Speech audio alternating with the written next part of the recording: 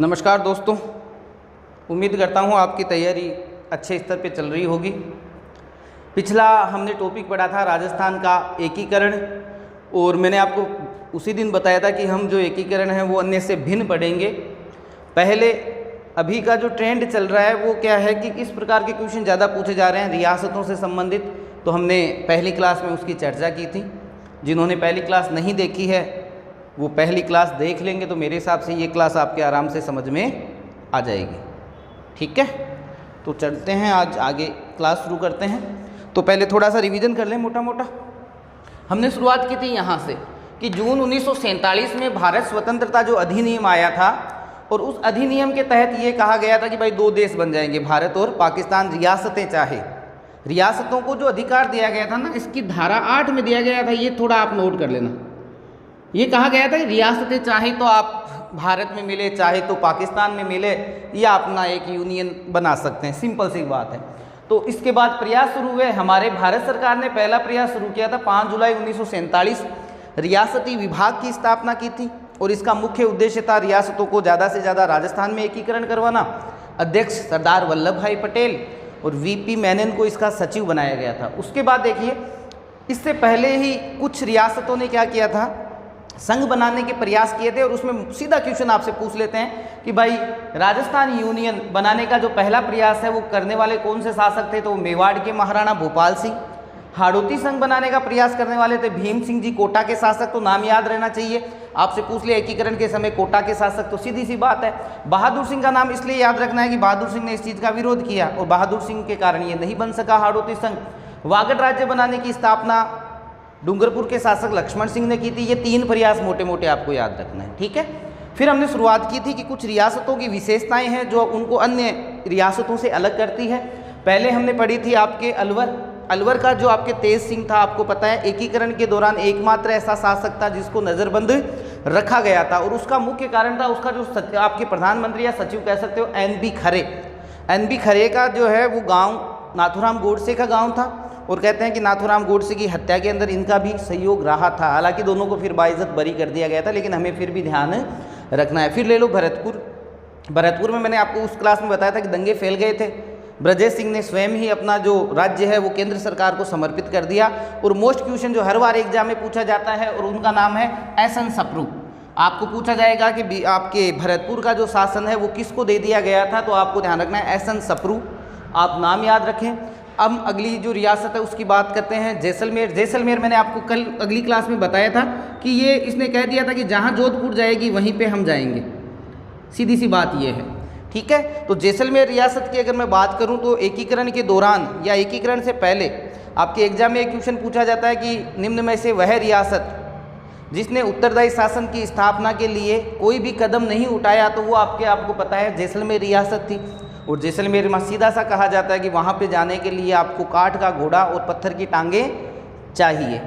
और एकमात्र ऐसी चित्रशैली भी थी जो अन्य चित्रशैलियों से प्रभावित नहीं रही थी, जैसलमेर की चित्रशैली। उसका कारण था ये मरुस्थलीय एरिया था, यहाँ लोग जाने की इच्छा कम ही करते थे। और यहाँ के उस समय के शासक थे जवाहर सिंह जी। ये जवाहर सिंह जी वही जवाहर सिंह जी हैं जिन्होंने 1946 में सागरमल गोपा को आपको पता है जिंदा जला दिया था। ये हमने राजस्थान में आपके प्रजामंडल आंदोलन के समय मैंने आपको करवा दिया था, फिर भी मैं थोड़ा और रिवीजन करवा देता हूँ आपको।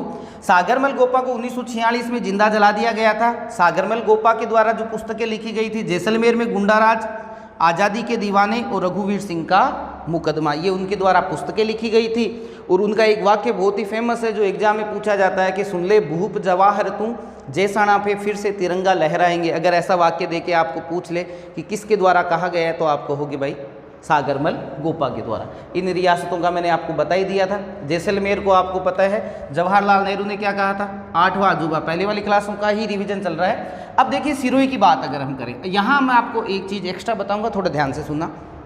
सिरोही का आपको सीधा पूछा जाता है कि सिरोही का जो कार्य था वो कौन संभाल रहा था, तो आपको ध्यान रखना है गुजरात नहीं करके मुंबई करना है। 1949 में मुंबई को सौंप दिया गया था। और गोकुल भाई भट्ट यहाँ के प्रमुख व्यक्तित्व थे। आपको पता है मुंबईया बम्बई के द्वारा सिरोही का क्या किया जा रहा था, नेतृत्व किया जा रहा था, उसका शासन चलाया जा रहा था। अब मैं आपको और चीज़ एक बताऊँ, आपने प्रजामंडल आंदोलन पढ़ा था, तो आपने पढ़ा था सिरोही प्रजामंडल। अब सिर्फ आपको इसमें एक चीज़ और ऐड करनी है। देखिए सिरोही प्रजामंडल था ना, इसकी स्थापना 1939 में हुई थी। अब ये का ये चीज़ है, देखो किसने की, गोकुल भाई भट्ट ने, और कहाँ की, मुंबई। कहने का मतलब इसका पूरा काम ही मुंबई से चल रहा था। तो अगर आप इसको याद करते हो ना, सिर्फ इसमें एक 1939 और डाल दो और आप सीधा सिरोही प्रजामंडल को यहाँ पे क्लियर कर दोगे। तो वैसे तो सिरोही का प्रशासन मुंबई के पास था और सिरोही प्रजामंडल की स्थापना भी आपको पता है मुंबई में हुई थी। इसको नोट कर लेना भाई, दोनों साथ में संबंध स्थापित याद करके याद हो जाएगा। फिर अगर हम बात करते हैं अजमेर की, तो मैंने कहा था केंद्र शासित प्रदेश था अजमेर मेरवाड़ा। धारा सभा यहाँ पे बनी थी, वहाँ की विधानसभा, हरिभाऊ उपाध्याय यहाँ के एकमात्र सीएम। लेकिन आपके लायक जो क्वेश्चन बनता है, देखो हरिभाऊ उपाध्याय आता तो सारे ही कर देते, कोई बड़ी बात नहीं होती।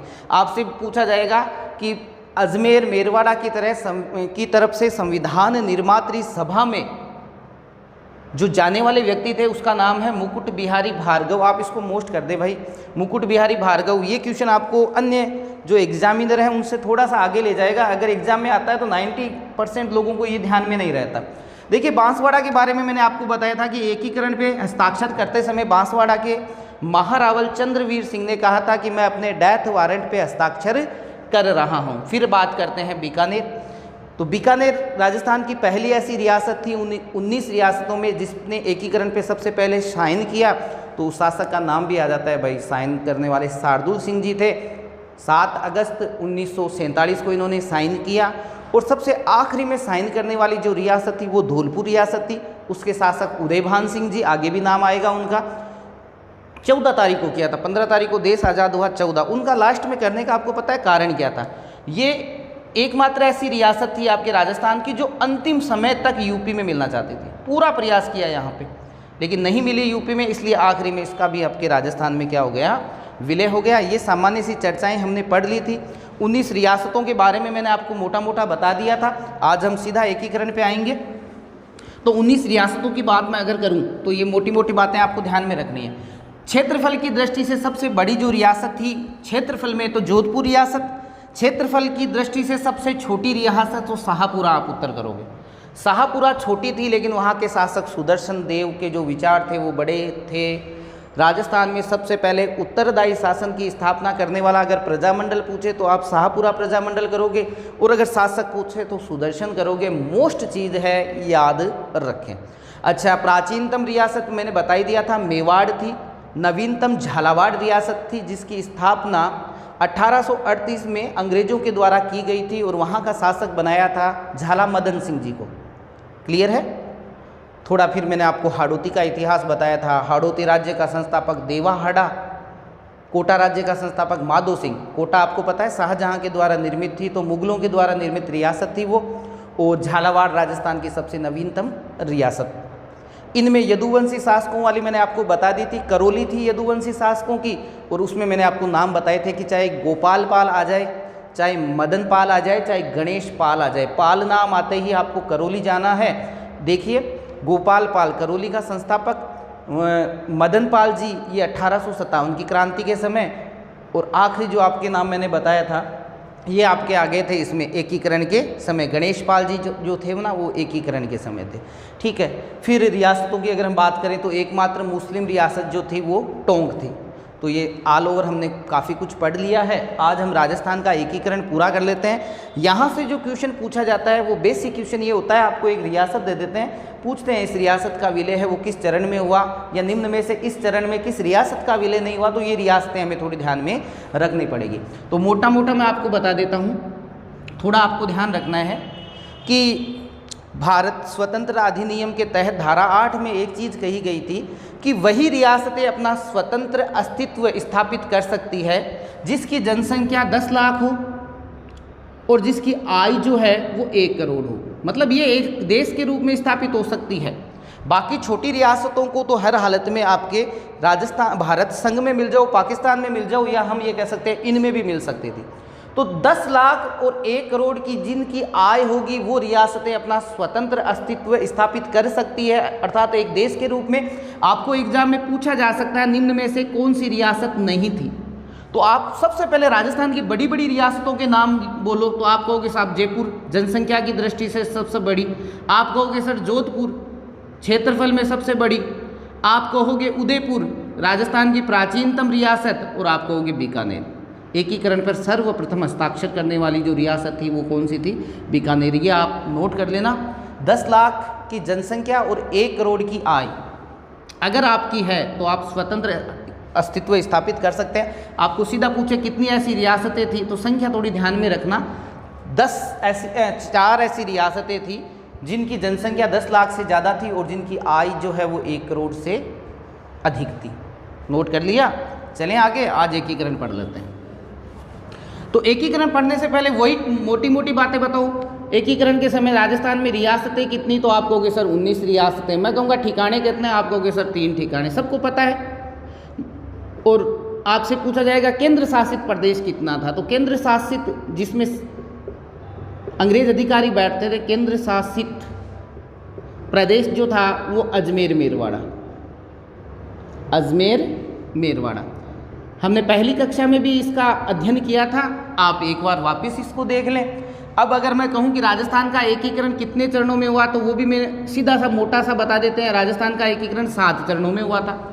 अच्छा, राजस्थान के एकीकरण में लगा समय वो है 8 वर्ष 7 माह और 14 दिन। ये मैंने पिछली क्लास में भी बता दिया था आपको।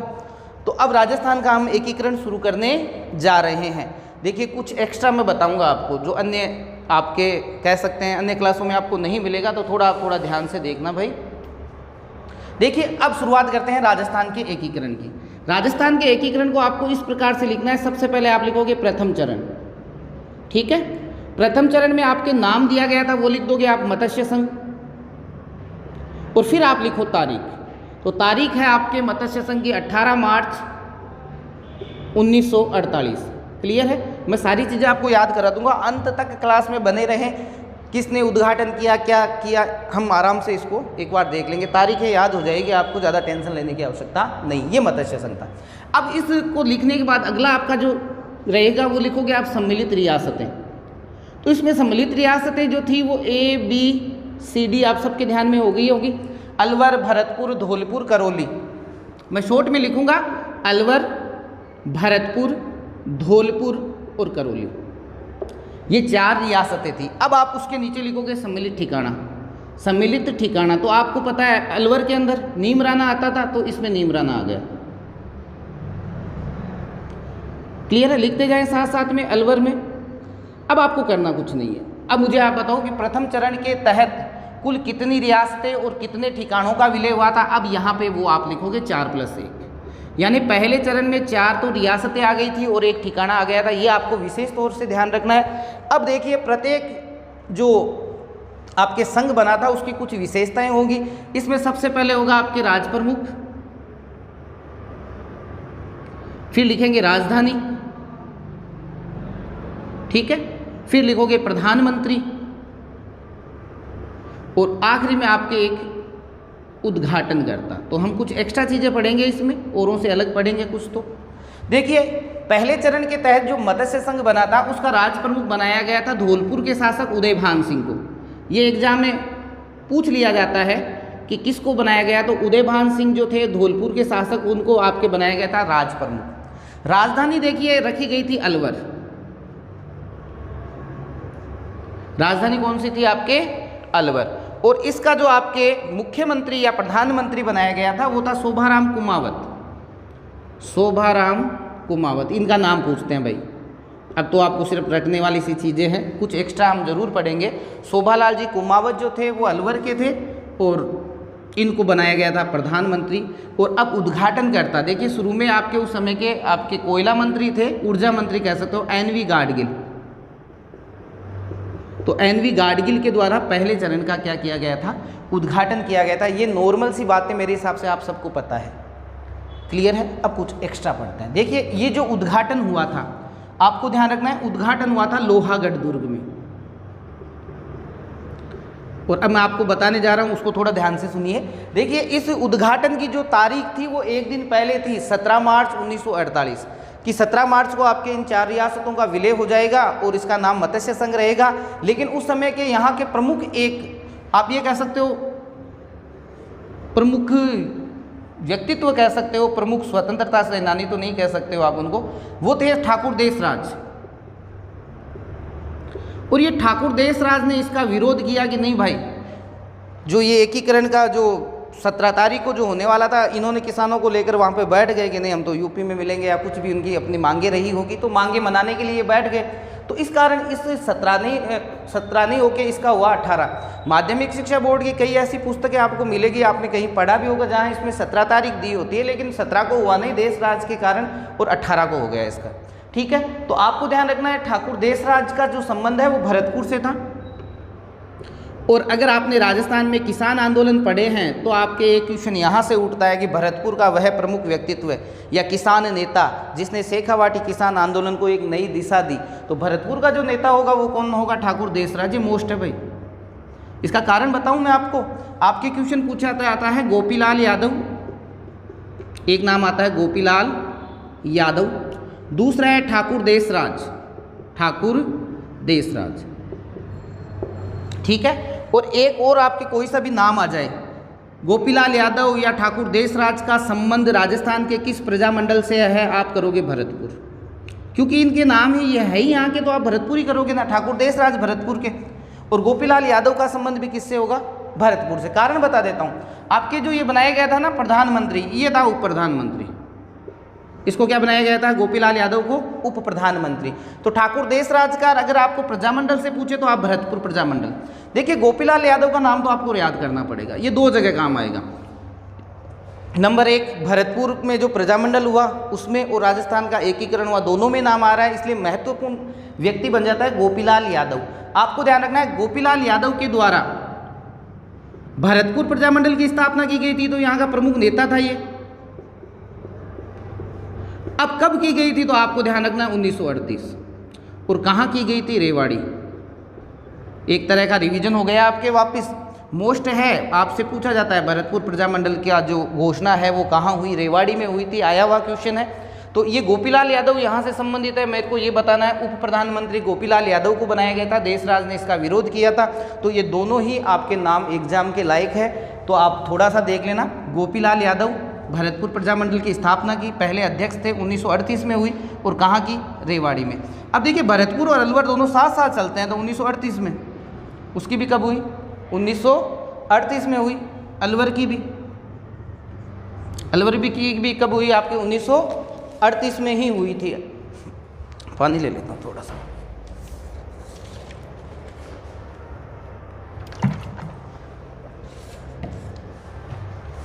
और इसकी स्थापना करने वाले थे हरिनारायण। तो प्रजामंडल भी आपने साथ साथ में थोड़ा देख लेना।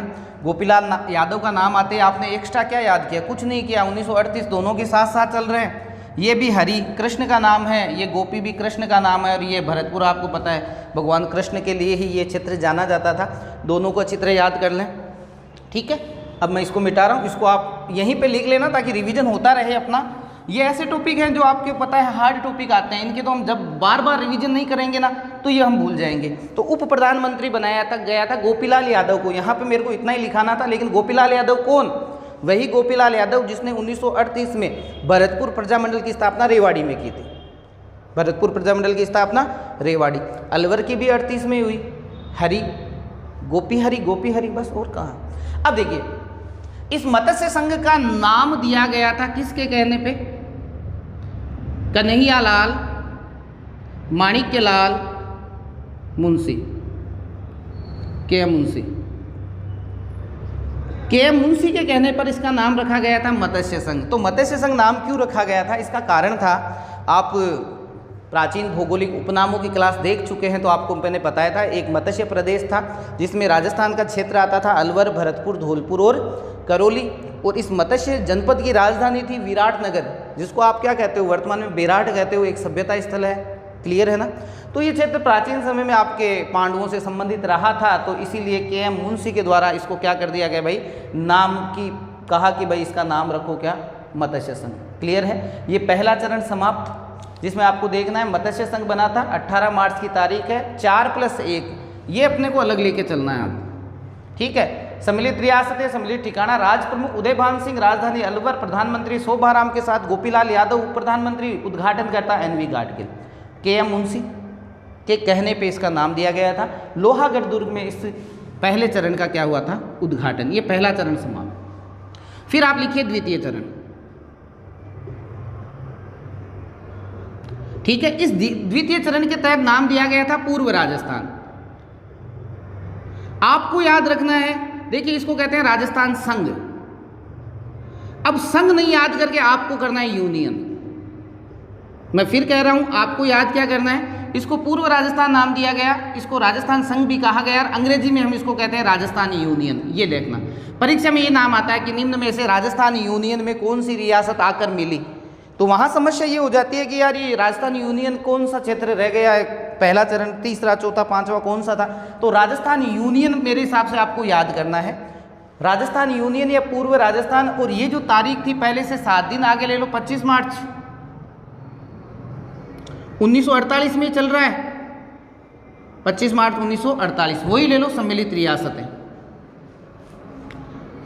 सम्मिलित रियासतें। तो सम्मिलित रियासतों में देखिए आप सूत्र से याद करते हो तो मेरे हिसाब से कर सकते हो यहाँ पे, क्योंकि इसमें से ज़्यादातर एक बार एग्जाम, हर एग्जाम में लगभग पूछते हैं, इस राजस्थान यूनियन नाम दे के पूछते हैं कि भाई राजस्थान यूनियन में निम्न में से कौन सी रियासत नहीं थी, या राजस्थान ये कब मिली, राजस्थान यूनियन नाम से देखना।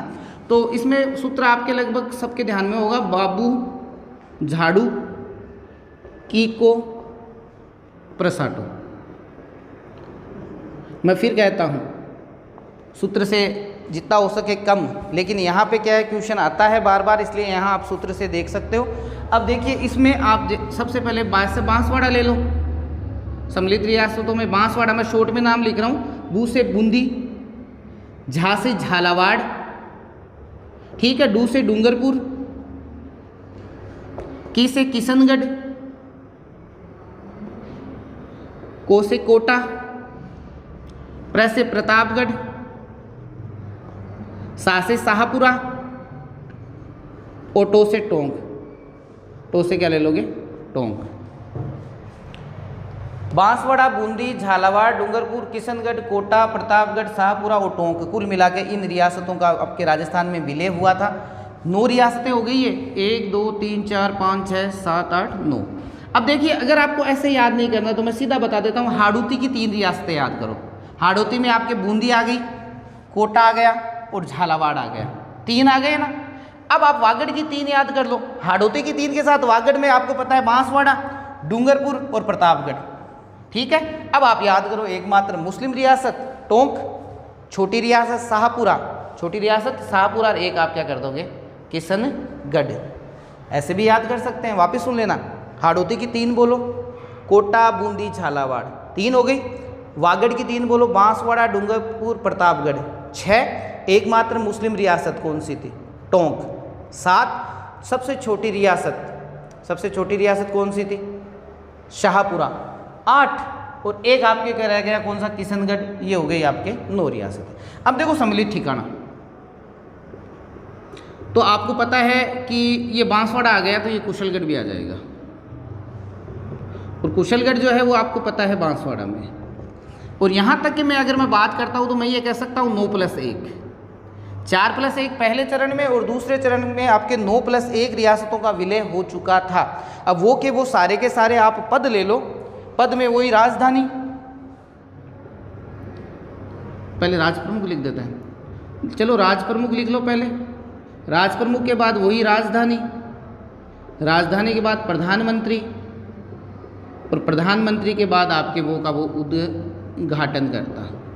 थोड़ा सा इसमें 2-4 क्वेश्चन बनेंगे भाई, थोड़ा सा देखते रहना आप। राज प्रमुख, देखिए राज प्रमुख बनाया था कोटा के शासक भीम सिंह। कोटा के शासक कौन थे आपके, भीम सिंह। और उपराज प्रमुख बनाया गया था आपके बूंदी के शासक बहादुर सिंह। इसका एक नाम याद रख लें, उपराज प्रमुख से कोई मतलब नहीं है, मेरे को तो इतना देखना है कि आपको याद होता है या नहीं कि बूंदी का शासक था, उपराज प्रमुख था ये। राजधानी कोटा, और अब इसमें बनाया गया था आपके कौन, प्रधानमंत्री गोकुललाल असावा, गोकुललाल असावा। देखिए क्षेत्रफल में सबसे छोटी रियासत थी शाहपुरा, लेकिन यहाँ के व्यक्ति जो थे ना वो बड़े ही अच्छे थे। यहाँ के शासक सुदर्शन जी थे, उन्होंने सबसे पहले उत्तरदायी शासन की स्थापना की। और आपको पता है कोई भी राजा जो काम करता है वो प्रधानमंत्री की राय पे करता है, और उस समय के प्रधानमंत्री कौन थे आपके शाहपुरा के, गोकुललाल असावा जी थे। तो तो बड़े ही प्रभावशाली व्यक्तित्व के धनी थे, इसलिए इनको बना दिया गया। देखो छोटी रियासत थी, फिर भी आपके यहाँ का प्रधानमंत्री बनाया गया। और इसका भी उद्घाटन एनवी गाडगिल, दूसरे चरण का भी उद्घाटन किसने किया था? आपके एनवी गाडगिल के द्वारा किया गया था। अब आपको थोड़ा सा यहाँ 2 क्वेश्चन देखना है। देखिए राजस्थान का एकीकरण 7 चरणों में हुआ था। मेरा पहला क्वेश्चन ध्यान से सुने, राजस्थान के एकीकरण के किस चरण में सर्वप्रथम राजस्थान नाम का प्रयोग किया गया? पहला, दूसरा, तीसरा, चौथा। तो आपको पता है कि पहला तो मत्स्य संघ था, अब आगे से हर संघ में आपको नाम मिलेगा राजस्थान। जितने भी आगे संघ बनेंगे सब में नाम मिलेगा राजस्थान। तो नो डाउट आपको ध्यान रखना है, एकीकरण के दूसरे चरण में राजस्थान नाम का प्रयोग किया गया था। अब कुल रियासतें कितनी थी? 19, 4 चली गई, बच गई 15। अब 15 में से कितनी आ गई? 9, पीछे बच्ची कितनी? 6। इसका मतलब एकीकरण के दूसरे चरण में सर्वाधिक रियासतों का विलय हुआ। एकीकरण के दूसरे चरण में सर्वाधिक रियासतों का विलय हुआ, ये भी याद रखें। इस एकीकरण के इस चरण के 2 क्वेश्चन बन जाते हैं। एक तो ध्यान रखें सर्वाधिक रियासतों का, अर्थात 9 रियासतों का विलय हुआ, और एक सर्वप्रथम राजस्थान नाम का प्रयोग जो किया गया था वो एकीकरण के किस चरण में किया गया था? आपके दूसरे चरण में किया गया था। तो ये 2 चरण आपके पूरे हो गए हैं। मैं इधर वाला चरण अब मिटा देता हूँ और अब आ जाता है आपके तीसरा चरण। आज तो छोटे छोटे चरण ही है, ज़्यादा कुछ नहीं है। कुछ क्वेश्चन जो बनेंगे मैं आपको बताता रहूँगा। देखिए तृतीय चरण, तृतीय चरण जो बना था, मैं यहाँ पे वो प्रथम चरण लिख देता हूँ। मत्स्य संघ अलग ही पड़ा रहेगा। मत्स्य संघ जिसकी स्थिति थी 4+1, और ये हुआ था आपके 18 मार्च की बात है 1948। अब अगला जो एकीकरण का जो चरण चला था ना भाई, वो चला था आपके पहले चरण के ठीक 1 महीने के बाद, और उसका नाम रखा गया था संयुक्त राजस्थान। अब आगे याद करना बहुत आसान है, नाम रखा गया था संयुक्त राजस्थान। और अब इसमें हुआ क्या? कुछ नहीं, तारीख देख लेना, पहले 18 मार्च, ये हो जाएगी 18 अप्रैल 1948। ठीक है। अब इसमें लिखिए सम्मिलित रियासतें, सम्मिलित रियासतें। तो हुआ क्या इसमें आपको पता है कि दूसरा जो चरण बना था जिसको आपने कहा था राजस्थान यूनियन, राजस्थान यूनियन या राजस्थान संघ, जिसकी स्थिति थी 9+1, यही थी ना, उसमें एक नई रियासत आकर मिल गई और उस रियासत का नाम था उदयपुर। उस रियासत का नाम क्या था? उदयपुर।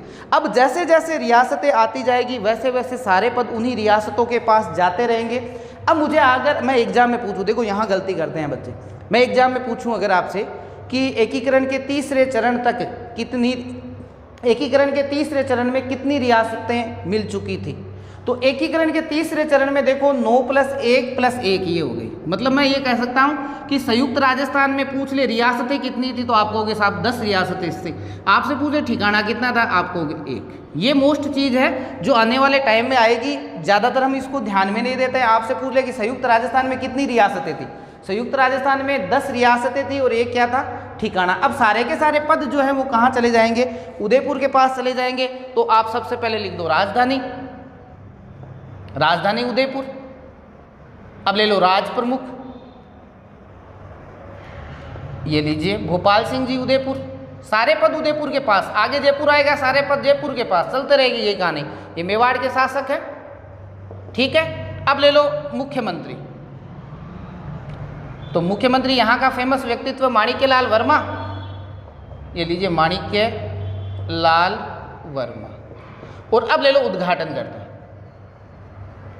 तो उद्घाटनकर्ता में मैं हमेशा एक चीज़ बताता हूँ आपके कि जवाहरलाल नेहरू और भोपाल सिंह जी के संबंध बहुत बढ़िया रहे थे। ठीक है। और यही था अखिल भारतीय देशी राज्य लोक परिषद का 7वां अधिवेशन, छठा नहीं है, आप थोड़ा देख लेना। 7वां जो अधिवेशन है अखिल भारतीय देशी राज्य लोक परिषद का 7वां अधिवेशन 1946 में उदयपुर में हुआ था। और किसकी अध्यक्षता में हुआ था? आपके जवाहरलाल नेहरू की अध्यक्षता में। हमने पहली क्लास में पढ़ा है। तो वहाँ पे ध्यान रखना है कि जब ये एकीकरण के इस चरण में भोपाल सिंह ने आपके विशेष रूप से इन्वाइट किया था कि भाई नेहरू जी आप आओ और आप फीता काटो। तो अब आपके इसके उद्घाटनकर्ता जो थे वो थे नेहरू। थोड़ा आप इसको जरूर देखना। अब यहाँ पे उपराज प्रमुख वाला जो सिस्टम रहेगा ना, उपराज प्रमुख जो पीछे वाले हैं ना, वो दोनों के दोनों है कनिष्ठ वरिष्ठ बन जाएंगे, भीम सिंह जी और बहादुर सिंह जी, जो इतना ज़्यादा डीपली अपने पढ़ने की आवश्यकता नहीं है। तो ये हो गया आपके कौन सा? चरण नंबर 3 हो गया। चलिए चौथे पे आ जाते हैं। आप साथ साथ में लिखते रहा करो। मैं हमेशा कहता हूँ जितना लिखोगे उतना याद होगा, जितना लिखोगे उतना याद होगा। एक मैं थोड़ा सा आपको बता देता हूँ भाई, ध्यान से सुने। हमने राजस्थान के इतिहास का एक चैप्टर पूरा कर दिया जिसमें से क्वेश्चन सबसे ज़्यादा आते हैं। कम समय था क्योंकि रीट आ रही है आपके। उसके बाद अपनी क्लासें अभी बहुत लंबे समय तक चलेगी, मेन रीट तक चलेगी, सेकंड ग्रेड को भी मैं कवर करूँगा, तो आप चिंता ना करें। ये टॉपिक मैंने इसीलिए पहले करवाए हैं। अब मैं कल से वापस स्टार्ट कर रहा हूँ राजस्थान की ज्योग्राफी, और ज्योग्राफी में अब अगला जो टॉपिक पढ़ेंगे हम पढ़ेंगे खनिज। आपको पता है हार्ड टॉपिक है, तो खनिज पढ़ने से पहले आप एक बार मेरी अरावली पर्वतमाला वाली जो क्लास है राजस्थान के भौतिक भूभाग में वो ज़रूर देख लें। आप ज़िंदगी भर खनिज नहीं भूलोगे, उसको एक बार देखना। उसमें मैंने बताया था कि अरावली पे जो खनिज पाए जाते हैं, धात्विक खनिज पाए जाते हैं, फिर धात्विक खनिजों का मैंने वर्णन किया था। मोटे मोटे 5-7 खनिज आपको मेरे बताए हुए हैं, तो उसको देखोगे ना तो फिर हम कल जब आगे की क्लास पढ़ेंगे तो काफ़ी कुछ क्लियर हो जाएगा। अब देखिए एकीकरण का चतुर्थ चरण 3 हो गया। ये लीजिए एकीकरण का चतुर्थ चरण। अब देखिए चतुर्थ चरण के तहत जो नाम दिया गया था वो था वृहत राजस्थान। बड़ा हो गया राजस्थान, वृहद राजस्थान। और तारीख थी आपके 30 मार्च 1949। अब आप देखिए वही करो आप, सम्मिलित रियासतें। सम्मिलित रियासतों में हुआ क्या था, ध्यान से सुने कि जो तृतीय चरण था जिसका नाम था आपके संयुक्त राजस्थान, यही था ना, जिसकी स्थिति क्या थी बताओ, 10+1। इन रियासतों में 4 रियासतें और आके मिल गई, जे बी, जयपुर, जोधपुर, और जोधपुर के साथ कौन आया, जैसलमेर। और सबसे पहले रियासत थी वो स्थापना, वो साइन करने वाले बेचारे चौथे चरण में आ रहे हैं, बताओ कौन, बीकानेर। 4 रियासतों का इसमें आपके क्या हो गया था, विलय हो गया था। और साथ में एक ठिकाना आ गया था, और उस ठिकाने का नाम था लावा। उस समय जयपुर में था, वर्तमान में टोंक में है। तो मैं ये कह सकता हूं कि संयुक्त राजस्थान में 4 रियासतें आके मिल गई, एक ठिकाना आके मिल गया। ठीक है, 10+1 पहले था, 4+1 आके और मिल गया। अब अगर एग्जाम में आपसे पूछ ले कि बताइए वृहत राजस्थान में कुल कितनी रियासतों का विलय हो चुका था, तो वृहत राजस्थान में 14+2 कितना हो गया, 14 रियासतें आ चुकी थी, और 2 ठिकानों का राजस्थान में विलय हो चुका था। मत्स्य संघ अलग पड़ा है, तो 14 और वो 18 तो ऐसे ही हो गई, ठीक है ना, 19 पूरी थी, तो थोड़ा ध्यान रख लेना। ये हो गया था आपके चतुर्थ चरण। और अब देखिए मैंने कहा था फेमस आ गई जयपुर, तो सारी की सारी जो है ना, सारे के सारे आपके जो पद हैं वो जयपुर के पास चले जाएंगे। सबसे पहले राजधानी, तो राजधानी आपने बना दी जयपुर। फिर ले लो राज प्रमुख, राज प्रमुख बन गया जयपुर वाला मान सिंह जी, ठीक है, जयपुर का है, आप लिखते रहना। अब राजधानी के बाद प्रधानमंत्री, तो ये भी जयपुर का ही बन गया, कौन था, हीरालाल शास्त्री। अब हीरालाल जी शास्त्री को उस समय जब मुख्यमंत्री बनाया गया तो काफ़ी झगड़ा वगड़ा हुआ था, लेकिन हमें तो इतना याद रखना है, प्रधानमंत्री कौन थे, हीरालाल शास्त्री। और उद्घाटन करता, अब देखिए पटेल जी बेचारे, जिन्होंने पूरा का पूरा एकीकरण किया था, उन्होंने कहा यार ऐसा नहीं हो, मेरा नाम ही नहीं आया एकीकरण में कहीं, तो भागते दौड़ते आए जयपुर, और जयपुर आकर उन्होंने क्या किया, इसका उद्घाटन कर दिया। तो इसका उद्घाटन करने वाले थे माननीय श्री वल्लभ भाई पटेल। बस ये 4 ही चरण है जहाँ तक आपके उद्घाटन होगा, अब आगे से कोई उद्घाटन होने वाला नहीं है, तो थोड़ा आप ध्यान से देख लेना। अगर आपसे पूछे कि चतुर्थ चरण में जो वृहत राजस्थान बना था उसमें कुल कितनी रियासतें थी, तो आपको 14 रियासतें थी और 2 ठिकाने थे। आपसे पूछ ले कौन कौन सी रियासतें आके मिली, जयपुर, जोधपुर, जैसलमेर, बीकानेर, JJB मिल गई, और अब सारी विशेषताएं कहाँ चली गई आपके जयपुर के पास। अब मेवाड़ के महाराणा यहाँ नाराज हो जाते हैं, क्यों, क्योंकि एज ए राज प्रमुख क्या था उसमें, आप ये मान लो राज्यपाल था, और ये CM की भूमिका में था। तो वो नाराज जब हुए तो उनके लिए एक नया पद सर्जित किया गया कि आपको तो सबसे ऊपरी मानते हैं, महाराज प्रमुख बना देते हैं। और महाराज प्रमुख का जो पद है वो सर्जित किया गया था चौथे चरण में, रट लो चाहे तो, एग्जाम में देख लेना आने वाले समय में। और ये बनाया गया था भोपाल सिंह को। आपको एग्जाम में सीधा पूछा जाएगा एकीकरण के किस चरण में, एकीकरण के किस चरण में महाराज प्रमुख का पद सर्जित किया गया? तो एकीकरण के किस चरण में महाराज प्रमुख का पद सर्जित किया गया? तो आपको ध्यान रखना है एकीकरण का कौन सा चरण था? एकीकरण का चौथा चरण था जिसमें महाराज प्रमुख का पद सर्जित किया गया था। क्लियर है ना? अब देखिए यहाँ पे जब ये बना था ना वृहत राजस्थान, तो यहाँ राजधानी को लेकर झगड़ा हुआ था जयपुर और जोधपुर में। ठीक है कि भाई राजधानी कौन सी बनेगी, तो फिर एक छोटी मोटी एक समिति बनी थी अकॉर्डिंग एग्जाम। अभी अपने काम की ऐसी है नहीं, नोट्स में मैं जरूर लिखा दूंगा। तो वो समिति के कारण फिर जयपुर को बना दिया गया था, कोई खास नहीं है। अपने वो नहीं है सत्यनारायण राव वाली नहीं है, एक ऐसी कोई समिति थी, ज़्यादा उसके बारे में नहीं पढ़ेंगे। यह आपके चतुर्थ चरण। अब हम पांचवा चरण पढ़ लें। देखिए पंचम चरण, अब मोस्ट चरण आ रहे हैं, पंचम चरण। अब देखिए पंचम चरण में हुआ क्या था। पंचम चरण में नाम दिया गया था, देखो पहले में संयुक्त राजस्थान, फिर वृहत राजस्थान, और अब यहाँ पे पूरा नाम हो गया था संयुक्त, वृहद और राजस्थान। तारीख थी 15 मई 1949, 15 मई 1949 में। अब हुआ क्या था देखिए, इसमें बहुत ही सरल सा बता देता हूँ। पद वगैरह अब आपके कोई याद करने की आवश्यकता नहीं है, वो के वो रहने हैं सारे चरण में। अब यहाँ हुआ क्या था कि यहाँ पे जो वृहत राजस्थान था, वृहद राजस्थान, जिसकी स्थिति बताओ, आप बताओ कितनी थी वृहत राजस्थान की? 14+2। अब देखिए यहाँ पर ये जो मत्स्य संघ अलग ही पड़ा है, जिसको अभी तक छेड़ा ही नहीं गया था, उसको बना के छोड़ दिया गया था। और उसका कारण क्या था कि उसमें अलवर भरतपुर और धौलपुर, ये दोनों ही रियासतें यूपी में मिलना चाहते थे। ठीक है ना? तो वहाँ पे एक तरह का आंदोलन चल रहा था। जनता कह रही थी हम राजस्थान में मिलेंगे, राजा कह रहे थे नहीं हम वहाँ मिलेंगे। तो इस प्रकार से क्या है, जब आंदोलन चल रहा था तो कहा भाई रुको, तुम्हारा फैसला बाद में करेंगे, तुम एक बार आराम करो। और फिर क्या हुआ, आपके इस चरण में मत्स्य संघ का विलय हुआ। अब देखिए मत्स्य संघ की स्थिति आपके सामने आई चुकी है 4+1। तो मैं ये कह सकता हूँ आपसे एग्जाम में पूछ ले कि संयुक्त वृहत राजस्थान में कुल कितनी रियासतों का विलय हुआ था? तो 18 रियासतें आ चुकी है और 3 ठिकाने। मतलब इस चरण में आपको ध्यान रखना है संयुक्त वृहत राजस्थान में, ये आपके मेरे हिसाब से कम के ही है, ध्यान में थोड़ा देख लेना। 18 रियासतें और 3 ठिकानों का विलय हो गया था। अब मत्स्य संघ की मैंने आपको कहानी बताई दी थी, धौलपुर और भरतपुर यूपी में मिलना चाहते थे, ठीक है ना, और 2 राजस्थान में। तो उस समय एक समिति की स्थापना की गई थी, शंकर राय देव समिति, शंकर राय देव समिति। और इस समिति ने कहा कि हम तो जनता की राय देखेंगे, राजा क्या कहता है उससे कोई मतलब नहीं है। तो शंकर राय देव समिति ने फिर अपनी रिपोर्ट दी, और रिपोर्ट में ये कहा कि नहीं भाई, इन चारों रियासतों का जो विलय है वो आप राजस्थान में कीजिए। तो अब जो पहले चरण अलग पड़ा था उसको लाके आपके किसमें, पंचम चरण में मिला दिया गया। तो देखिए पंचम चरण वास्तव में है क्या? पहला चरण कौन सा? मत्स्य संघ। चौथा चरण कौन सा? संयुक्त वृहत राजस्थान वाला। तो बराबर कौन सा चरण हो गया? 5वां। यानी पहले चरण को और चौथे चरण को मिला दिया गया, बस ये 5वां चरण था। 5वां चरण क्या था?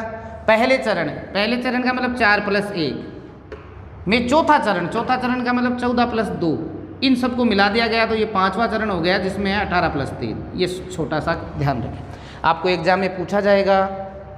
बताइए मत्स्य संघ का विलय राजस्थान में किस समिति की सिफारिश पर हुआ? मत्स्य संघ का विलय राजस्थान में किस समिति की सिफारिश पर हुआ? तो मत्स्य संघ का विलय आप राजस्थान में किस समिति की सिफारिश पे करोगे?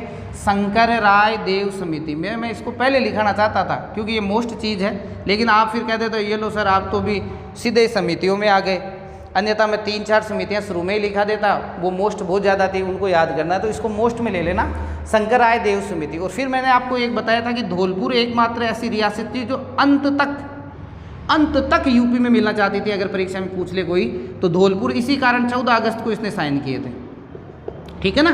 तो धौलपुर का वो शासक कौन था? उदयभान सिंह। वो आखिरी तक ये चाहता था कि यूपी में मिल जाऊं। कितने चरण हो गए? पंचम चरण, जहां तक स्थिति क्या थी? 18+3। अब बच गए आपके एक रियासत और एक केंद्र शासित प्रदेश, बस इतनी कहानी और है। इसको साथ में नोट करते रहना, लिखते रहना, ठीक है। राज प्रमुख का पद चौथे पद में सर्जित किया गया था। आपके लिए एक क्वेश्चन छोड़ देता हूं, जरूर देखें। आपको एग्जाम में अगर पूछ ले कि महाराज पद, आपको पता है ताउम्र, मेवाड़ के महाराणा को ताउम्र इस पद पे नियुक्त किया गया था कि जब तक आप जिंदे हो तब तक आपके महाराज प्रमुख के पद पे आप रहोगे। कौन से चरण में? चौथे चरण में। आप वापस देख लेना। मुझे ये आपको ये उत्तर बताना है कि बताइए राजस्थान से महाराज प्रमुख का पद कब समाप्त हुआ? राजस्थान से महाराज प्रमुख का पद कब समाप्त हुआ? मैं चाहूँ तो आपको अभी बता सकता हूँ, लेकिन थोड़ी मेहनत तो आप खुद भी करो।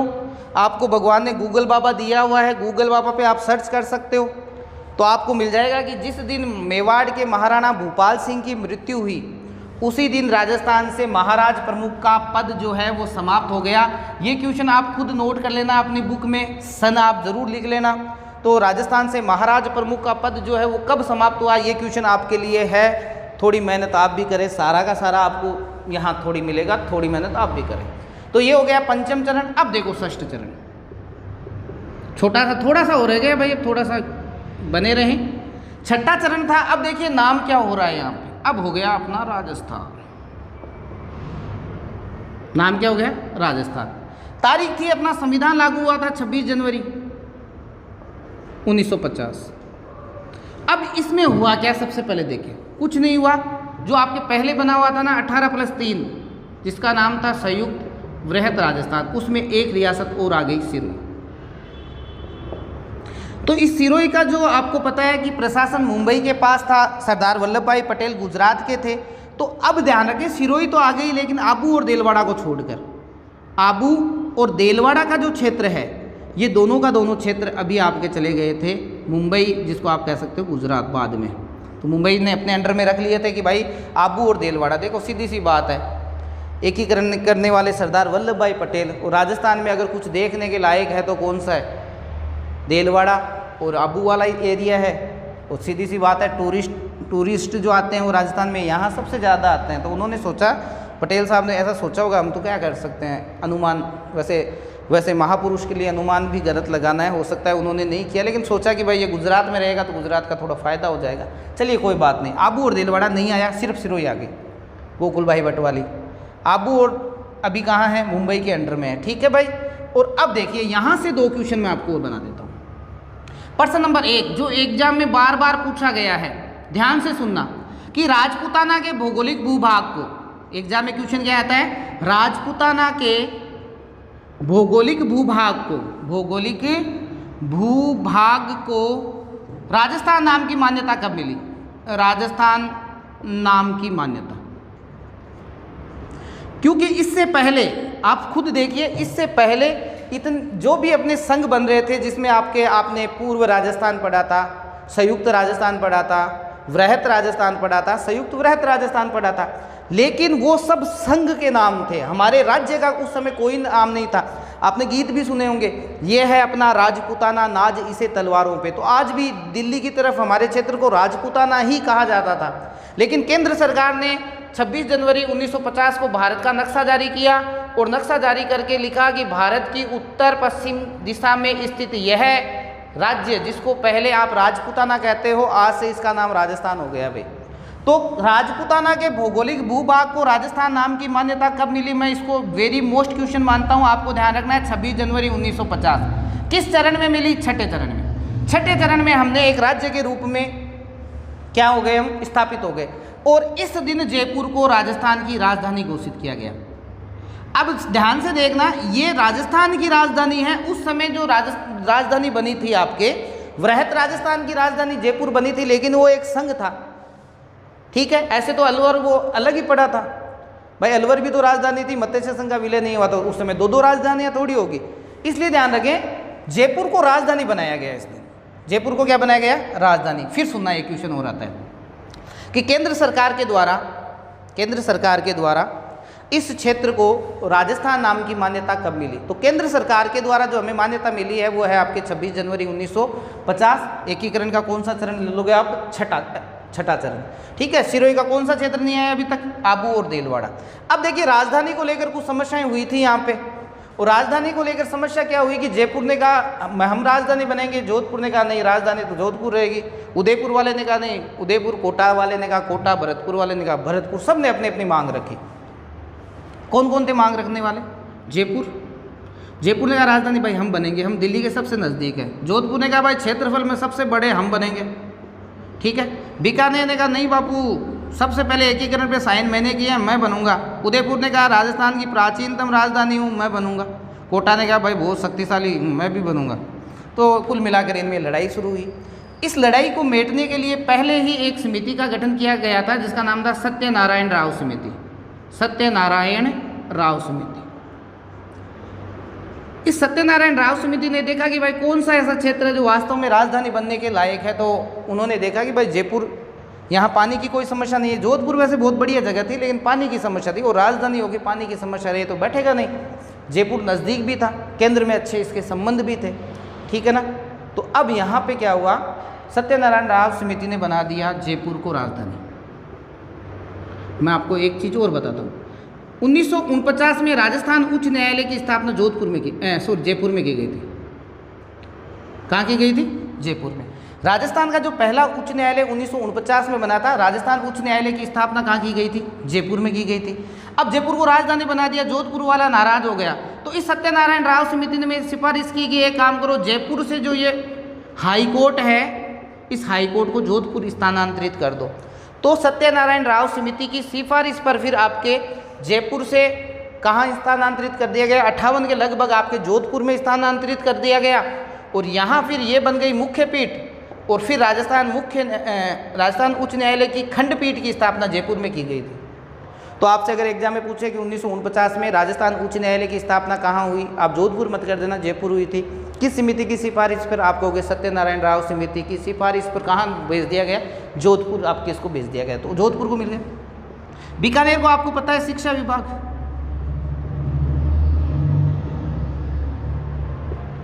उदयपुर को खान और खनिज, ठीक है। एक पहले भरतपुर को दे दिया गया कृषि विभाग, और कोटा को वन विभाग। देख लेना, ये कोटा वाला थोड़ा देख लेना आप। तो आप जरूर देखें, ये सत्यनारायण राव समिति की सिफारिश पे जो जो काम हुए वो देख लेना। जयपुर को राजधानी बनाया गया। राजस्थान उच्च न्यायालय जिसकी स्थापना 1949 में जयपुर हुई थी, उसको सत्यनारायण राव समिति ने कहा नहीं भाई जोधपुर को दो, तो उसकी समिति पे जोधपुर। बीकानेर को शिक्षा विभाग दिया गया, उदयपुर को खान और खनिज, भरतपुर को कृषि विभाग दिया गया, कोटा को वन विभाग। ये इस हिसाब से ये बंटवारा आपके कर दिया गया। ये सारे मोस्ट क्वेश्चन है।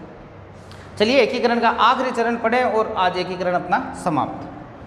तो एकीकरण के कुल मिला के हमने पढ़ लिए हैं चरण 6, अब रह गया चरण 7वां। ध्यान से सुनना, सप्तम चरण। बताओ नाम क्या रहेगा? तो अब तो हम राजस्थानी हैं, तो नाम आप लिखोगे राजस्थान। तारीख कब की है? 1 नवंबर 1956। बहुत ही महत्वपूर्ण टॉपिक क्वेश्चन यहाँ से उठने वाले हैं। अब आपको पता है कि यहाँ तक आपके सिरोही का हो गया था, तो 19 रियासतें तो आ चुकी थी, 3 ठिकाने, 1 केंद्र शासित प्रदेश रह गए। तो इसमें अजमेर मेरवाड़ा का राजस्थान में विलय, इसके अलावा आबू को ले लिया हमने, और आबू के साथ देलवाड़ा को भी ले लिया। सुनेल टप्पा एमपी से हमने ले लिया, सिरोंज जो हमारा क्षेत्र था वो हमने एमपी को दे दिया। ऐसा कुछ विभाजन हमने कर लिया। तो हम ये कह सकते हैं कि अब ये राजस्थान का एकीकरण संपूर्ण हुआ, और अब यहाँ तक आ गई थी आपके 19 रियासतें, 3 ठिकाने और 1 केंद्र शासित प्रदेश मेरवाड़ा। एग्जाम में पूछा जाता है कि राजस्थान अपने वर्तमान स्वरूप में कब आया? वर्तमान स्वरूप में कब आया? तो राजस्थान अपने वर्तमान स्वरूप में आया था 1 नवंबर 1956। देखिए 1 नवंबर 1956 वर्तमान का मतलब क्या था कि जब 26 जनवरी को जो नक्शा जारी किया गया था, उसको पता है आपको, वो नक्शा ऐसा था, मतलब ये देलवाड़ा वाला हमारा क्षेत्र नहीं था, हमारे अंदर नहीं था, ये इधर ही पड़ी थी, इसको भी हमारे अंदर नहीं लिया गया था। लेकिन अब जो आपके नक्शा जारी हुआ उसमें आबू देलवाड़ा को भी ले लिया गया, अजमेर को भी ले लिया गया था, और आज भी ये नक्शा ऐसा का ऐसा है। तो मतलब ये कह सकते हैं आज का मतलब वर्तमान। तो वर्तमान स्वरूप में आया था आपके 1 नवंबर 1956 को, जबकि 30 मार्च को एक बहुत बड़े भौतिक भूभाग का राजस्थान में विलय हुआ था। उस दिन बनाया जाता है आपके राजस्थान दिवस, है ना, JJB। तो राजस्थान दिवस वाला देख लेना। अब देखिए आगे, देखिए मोस्ट चीज बताता हूँ। डॉक्टर फजल अली समिति, डॉक्टर फजल अली समिति। डॉक्टर फजल अली समिति, इसने 1956 में अपनी रिपोर्ट दी थी और डॉक्टर फजल अली समिति की सिफारिश पर आबू देलवाड़ा का राजस्थान में विलय किया गया। अब ध्यान से सुने, डॉक्टर फजल अली क्या था, ध्यान रखें। 1956 में भाषा के आधार पर राज्यों का सर्वप्रथम पुनर्गठन किया गया था। भाषा के आधार पर, ये एग्जाम में आता है भाई, सेकंड ग्रेड संस्कृत शिक्षा विभाग, देख लेना उठा के। भाषा के आधार पर राज्यों का पुनर्गठन, भाषा के आधार पर राज्यों का सर्वप्रथम पुनर्गठन 1956 में किया गया था डॉक्टर फजल अली समिति की सिफारिश पर। इसने क्या किया था, आबू देलवाड़ा को राजस्थान में क्यों मिलाया, क्योंकि आबू देलवाड़ा की भाषा हमारे जैसी थी कि भाई भाषा के आधार पर। आपके सुनील टप्पा को राजस्थान में क्यों मिलाया, क्योंकि उसकी भाषा हमारे जैसी थी। सिरोंज को हमने एमपी को क्यों दिया, क्योंकि भाषा एमपी जैसी थी। तो भाषा के आधार पर भारत में राज्यों का सर्वप्रथम जो पुनर्गठन किया गया था वो 1956 में किया गया था। इसको आप रट लेना। आपसे सीधा पूछा जाता है कि राजस्थान भारत में भाषा के आधार पर राज्यों का सर्वप्रथम पुनर्गठन कब किया गया, 1956। कौन सी समिति की सिफारिश पर, डॉक्टर फजल अली समिति। डॉक्टर फजल अली समिति की सिफारिश पर आपके इसका क्या कर दिया गया था, आपके इसमें मिला लिया गया था भाई। ये थोड़ा आप ज़रूर देखना, मोस्ट है। डॉक्टर फजल अली समिति में थोड़ा सा एक और पॉइंट आपको लिखा देता हूँ, हृदयनाथ कुंजरू, इसके दो वो देखना सदस्य,